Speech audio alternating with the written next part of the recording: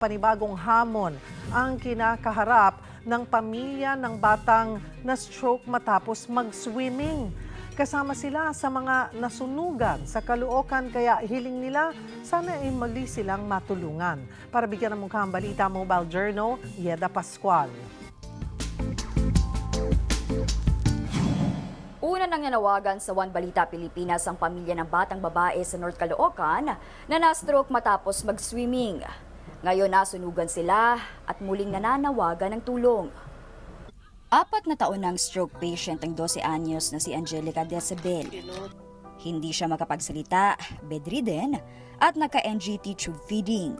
Matapos ipalabas dito sa One Balita Pilipinas ang panawagan ng kanyang mommy Marcy, bumaharaw ang tulong.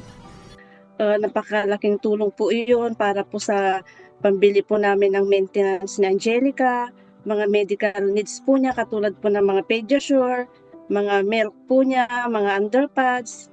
Ayun po yung mga blenderized foods po niya, mga fruits, mga chicken, ganyan, mga gulay. Yan po yung mga daily po na pinapakain kay Laika. Kaya hanggang sa ngayon po si Angelica malusog po siya. Tuloy-tuloy pa rin ang gamutan ni Angelica at twice a week ang kanyang therapy sa National Children's Hospital. Kahit papano nakikitaan na nila ng improvement ang anak. Mas dumalas na po yung pagkain po niya, yung paghunguya po niya. Medyo gumaling na po siyang kumain.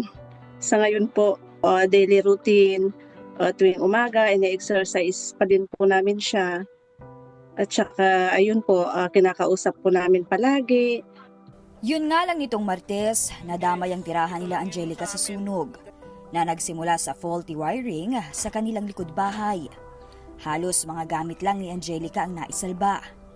Inuna na namin yung ilabas yung wheelchair ni Laika, binuhat na si Laika, tapos nilabas na ng asawa ko dun sa labas. Unang-una yung pangangailangan ni Laika, yung mga gamot niya, yung mga blender niya, yung oxygen niya, yan po yung mga importante po na nadala ko. Na-trauma man sa pangyayari, nagpapasalamat pa rin ang mag-anak dahil sila ay ligtas. Nananawagan po kami na matulungan po ninyo kami para po mapagawa po namin yung bubong namin at saka yung pader.